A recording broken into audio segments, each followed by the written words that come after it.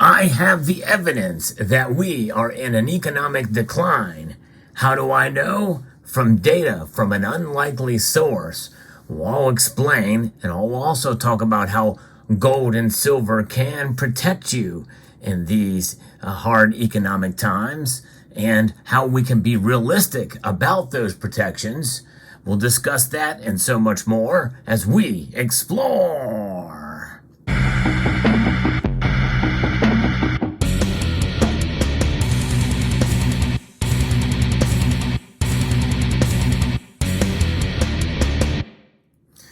Yes, the economy is in decline. Now, this is really not news to most of us, but the proof is in the data. It's in the numbers that actually come from the unlikeliest of sources that tell us exactly where things are in the economy.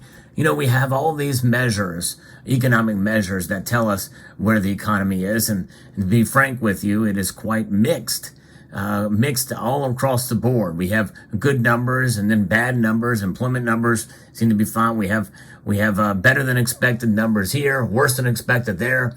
Numbers that have been revised in the next quarter. But the proof is in the revenue. That's right. The IRS tells us what the revenue is. And, the revenue has fallen from last year. I'm going to be referencing an article here from justthenews.com that talks a little bit about these new numbers that have coming out from the IRS based off of the IRA. That's right, the Inflation Reduction Act, if you want to call it that. I call it the Inflation Act because that's indeed what it is doing, because it calls for a lot more spending and higher taxes, complicated higher taxes as well too. We'll get into that. But if you like videos like this where I do talk about the news as well as the fundamentals of precious metals and finances and economic statistics and the like, and I do like to talk about a lot of different things in relation to precious metals. Precious metals is obviously a focus here on this channel. I hope you will consider subscribing to the channel, and if you are a new subscriber or relatively new subscriber, let me know down in the comment section below so that I can properly thank you. I appreciate all the new folks that are joining and subscribing and watching the videos. But I say that only to also even show my appreciation and thanks to those of you who have been watching me daily, because I do post daily videos. But the dollar, this is the currency. This is the money that we all have come to love and hate. We all need the dollar here in the United States, and it is what makes the world go round. It's the engine of the economy, right? The dollars. We measure everything in dollars, whether we like it or not. But you know, there is another way of thinking, and that way of thinking is to think in terms of ounces. Now, it does take dollars to get ounces, and whenever we need to liquidate these, then we're going to be thinking about dollars again. It's unavoidable, but I think it's a good idea to understand that these metals here are represented in the Constitution, Article 1, Section 10. That is the constitutional money. This is what we call it, constitutional silver, and also constitutional gold. You know, is another thing. We call it pre-33 gold, but it's more accurate to call it constitutional gold. And that was a time when we did respect the Constitution. A lot of what happens in the federal government today is extra and to the antithesis of the Constitution. But nonetheless, what's going on? This is where the powers that be, the Federal Reserve and the government itself tries to steer the economy. And when they do that, well, it typically means that we are in for management, central planning of the economy. And this kind of thing leads to inflation with money printing, and it also leads to loss in revenues based off of what they do. The proof is right here. And the budget experts say the revenue raising portions of the Inflation Reduction Act still haven't taken full effect. And when they do, the cost of the law's energy tax credits will likely drown them out. So there's tax credits for some of the green energy stuff that are going to be put into play that will largely cancel out some of the other revenue portions to raise taxes in other areas. So the projections for interest rates already at a 16-year high may further doom the success of this bill that they has just recently celebrated its 1 year passage of. The Inflation Act is what I call it. Federal revenue dropped $416 billion compared to this time last year, according to recently released U.S. Treasury Department data, despite the Democrats' passage of the $780 billion Inflation Reduction Act last year. The legislation, which President Biden signed in August of 2022, contained a 15% minimum corporate income tax, which still hasn't been fully implemented by the IRS. Experts at the Committee for Responsible Federal Budget and the Tax Foundation told Just the News that most of the revenue-raising provisions of the IRA have not taken effect yet, but they likely won't raise much revenue, given the price tag of the energy-related tax credits on the bill. When they do, they'll raise tens of billions a year, not hundreds of billions, much or all of which will be countered by reduced revenue as a result from the IRA's energy tax credit, according to Mark Goldwain, Senior Vice President and Policy Director at the CRFB. When it comes to the Inflation Act, it is true that the tax credits look like they will cost way more, and some of the revenue provisions may be getting a bit of a slower start in terms of the regulations. But those issues have little or nothing to do with the drop-off in revenue between 2022 and 2023, he added. That's exactly right. They really have little or nothing to do with it. In fact, stay tuned, because I'm going to show you something new that's going to fill this spot right here in a moment. So stay tuned in this video. But, the dollar, it's lost a lot of value since 2022.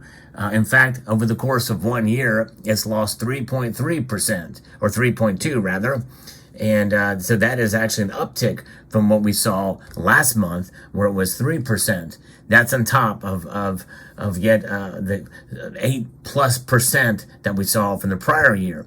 In total, since Biden took office, we have a 16% loss in the value of the dollar. The dollar is money. It has all the attributes of money, but it's what I refer to as unsound money. It is not very sound, whereas gold and silver are indeed sound money. And that is the difference. And people, when they realize that, this is why I think it's a good idea to have gold and silver. Because though the price may fluctuate for a myriad of different reasons that can complicate the move in price from one direction or another over the long course of time, it holds steady, which is a lot more than what we can say for this, which loses steady. Yes, indeed, it loses steady. It's a losing proposition. You can bet your bottom dollar, you can bet your top dollar, you can bet all the dollars in between that this is going to lose at least 2% in normal conditions. In fact, only during the course of the pandemic where we saw it fall about 1.2% because there was very little economic activity. Scott Hodge, president of the Tax Foundation, told Just the News that some of the tax credits in the IRA, like the clean vehicle credit and solar tax credit, are in effect right now and will cost billions. These are economic hardships, or these are putting a stop on economic progress. A lot of this bill is doing everything it can to stop economic progress and growth. In the short term, the IRA is generating little new revenue because of delays of implementing the 15% minimum tax, so the green energy credits are costing taxpayers billions. Hodge pointed out the IRS enforcement plans were delayed because of the debt ceiling deal reached by Biden and McCarthy, adding that the IRS hasn't fully implemented the 15% minimum corporate tax until the agency finalizes the enforcement rules. When that happens, you're going to see more stops on the economy. These are things that are going to put the brakes on economic progress, for sure. And even so, even now and leading up to it, there's a lot of things that are we're seeing the fact that they're having some of these tax increases go in. Still, revenue is declining because there's not any tax cuts, and those have not really been put into place for the green energy stuff. But the engines of the economy are slowing down, and this is proof of it. And so if we look at the Treasury's monthly report, the drop in individual income tax receipts is the biggest factor for the overall decline in federal receipts. they are down by $438 billion alone. Much of that may be due to the slower economy and lower capital gains tax collections because of the slumping stock market. Corporate income taxes are higher than last year, and payroll taxes such as Social Security, and those are not a factor. Keep in mind that some of these job numbers are multiple people working multiple jobs, people working multiple jobs, so 2, maybe even 3 jobs each, and so those are all counted. But there's a lot of people losing their jobs as well too, losing good jobs, and I've reported on that previously as well too. So the economy, this is proof that the economy is not doing as well as they would have you believe. Does that mean that we're going to go into massive depression? I'm not saying that. I want to be as optimistic as possible in spite of what I think some of these policies that have been passed by politicians these days. But nonetheless, this is why gold and silver provide a safe haven during these times. What does this mean? What does this mean? It seems like a general speak about providing a safe haven. Can we really rely that much on gold and silver? Well, especially silver, it's not really known exactly where we're going to go. If we head into a fairly deep recession, expect silver to fall, and it may fall for quite a while, in spite of some of the green energy policies. Some of this stuff is slow to make its way in, and some of the demand for it may be squelched or pulled back a little bit. If that's the case, then we may see the prices kind of be stagnant for a while or fall. We'll see how that plays out. And gold could go up during a recession. If any metal would do it, it would probably be gold. But even it has some industrial applications. So be aware that could possibly be the case. But nonetheless, there will be a time, I think, as we start to see how severe this thing is, that people get pretty concerned. We get concerned because if inflation keeps happening and we see stagflation where we have low employment or high unemployment, and we have increase of persistent inflation, that's going to give us stagflation. And that means that people are not going to know where to go. They're going to go to gold and silver. And now keep in mind, some will do that. Others may not be able to afford to do that. That's one of the reasons why I think some of the demand for gold and silver have fallen. But the gold and silver you do have, I think could still potentially rise in price due to some of these factors. And we might be in a place that we have not been in for quite some time. In fact, with the age of where we're at with the markets, high frequency trading on all in all levels with regards to the stock market and everything else, we could see moves and in gold and silver that we've not expected or seen in quite a long time as a reaction to this.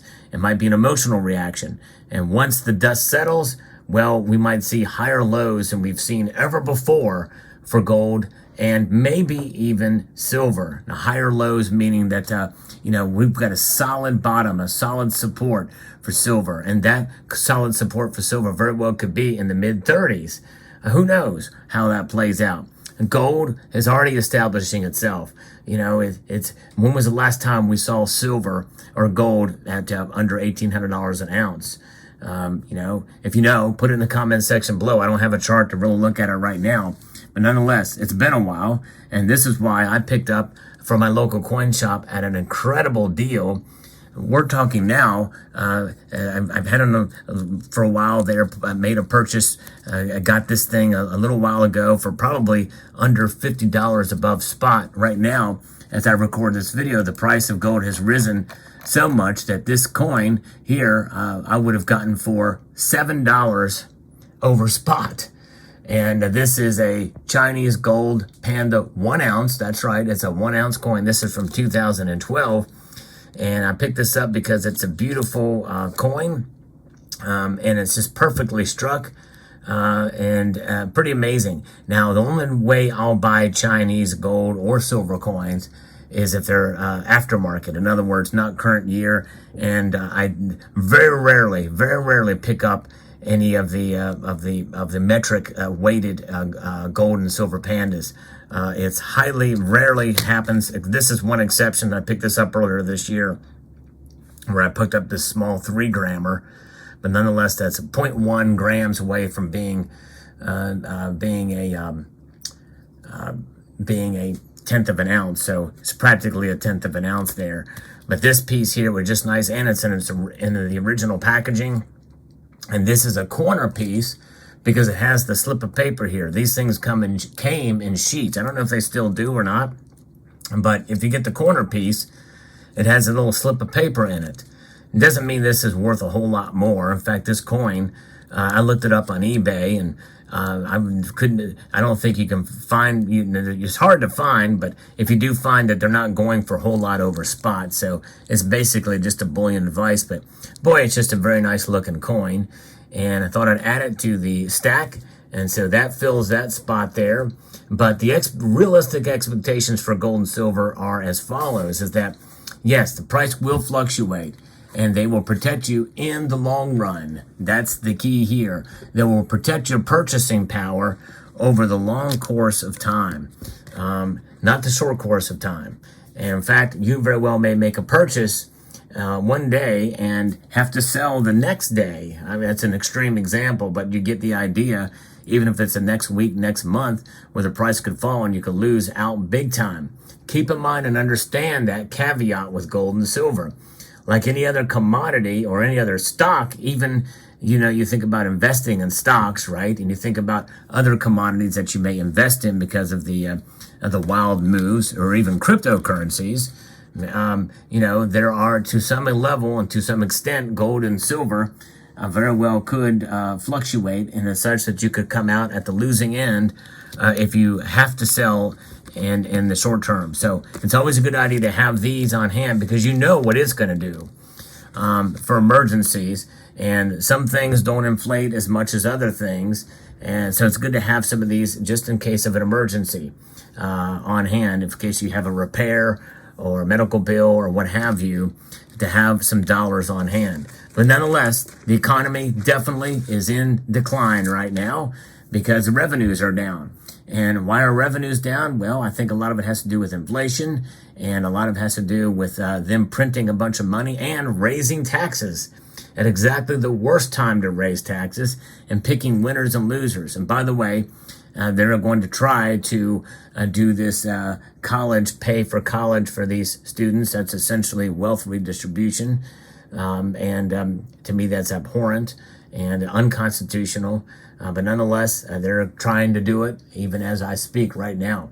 So there you go. Let me know what your thoughts are in the comment section down below. Hope you found this video informative, insightful, and educational. I'd like to extend a multitude of gratitude to you all for watching and to encourage you to please rate, share, comment, and subscribe.